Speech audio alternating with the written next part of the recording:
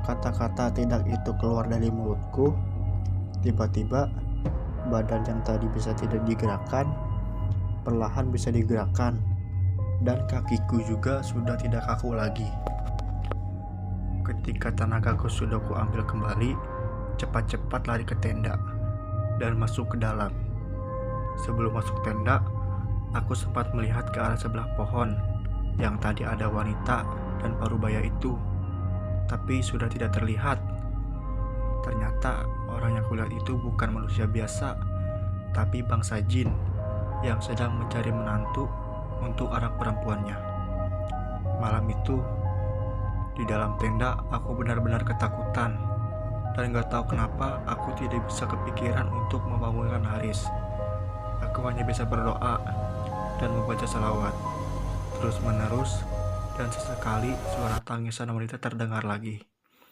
Aku terus fokus di pikiranku untuk membaca salawat hingga akhirnya aku tertidur. Tapi kejadian mistis ini belum selesai sampai di sini. Jadi waktu itu seakan-akan kami ditahan agar tidak pulang dari gunung ini.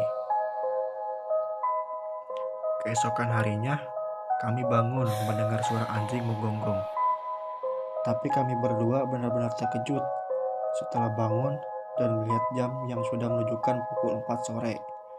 Ternyata waktu itu aku dan Haris tidur seharian penuh. Awalnya aku mengira ini jam 4 pagi, tapi setelah aku lihat keluar, ternyata ini memang benar-benar jam 4 sore. Haris yang tidak tahu apa-apa merasa heran, kok bisa tidur seharian? Setelah melihat waktu, memang sudah jam 4 sore. Kami bergegas mengemas barang-barang dan akan turun sore itu juga. Sore itu kondisi tempat camp terlihat sepi. Mungkin rombongan sebelah semalam sudah turun lebih dahulu. Ketika kami sedang beres-beres, sesekali aku melihat ke arah wanita yang semalam kutemui. Dan ketika aku melihat ke arah itu, bulu kuduku langsung berdiri. Sebenarnya, waktu itu aku ingin bilang kepada Haris tentang apa yang kulihat semalam. Ini udah gak beres, Riz. Sekarang kita cepat-cepat turun dan harus sampai di bawah sore ini. Aku ingin cepat-cepat sampai di bawah sebelum malam, karena aku takut kejadian semalam akan terulang lagi. Mulai berjalan turun, dan waktu itu jalan kami cepat banget. Di tengah-tengah perjalanan menuju pos 3, tiba-tiba kaki Haris kram. Aku yang tadinya berjalan di depan, balik untuk memberi pertolongan kepada Haris. Aku berniat memijat kakinya yang sedang kram itu. Ketika aku pegang kakinya, aku benar-benar kaget. Karena di dalam celana yang Haris pakai itu, aku merasakan ada jari tangan yang seakan menggenggam erat kaki Haris. Sontak, aku melepaskan kaki Haris yang tadinya aku genggam, sambil menyebut, "Astagfirullah." Melihatku yang sedang kaget, Haris bertanya, "Kenapa, Jeb?"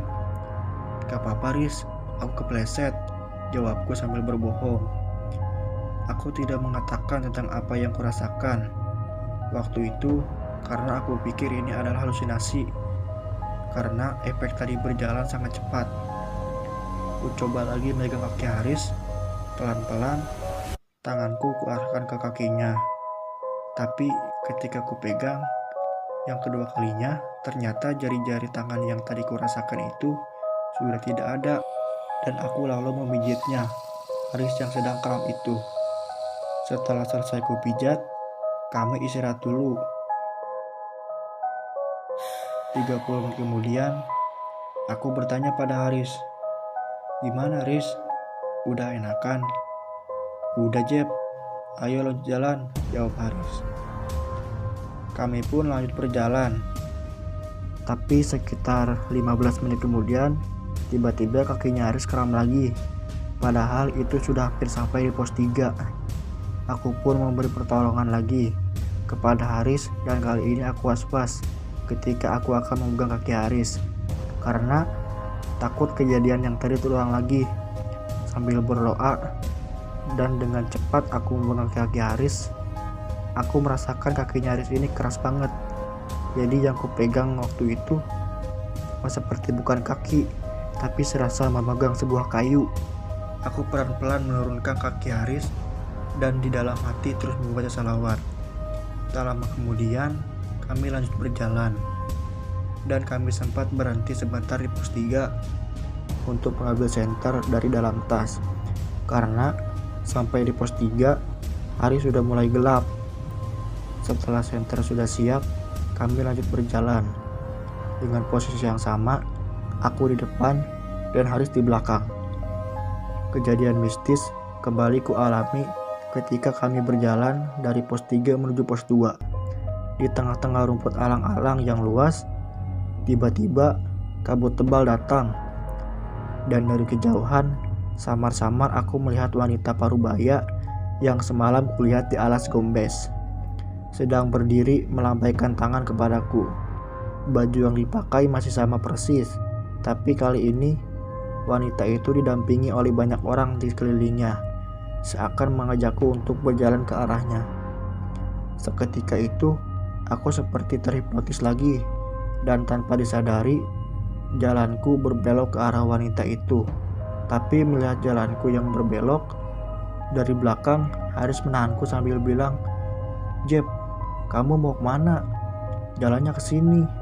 Mendengar perkataan Haris, tiba-tiba aku sadar dan menoleh ke Haris. Lalu aku melihat lagi ke arah wanita yang tadi, ternyata sudah tidak ada.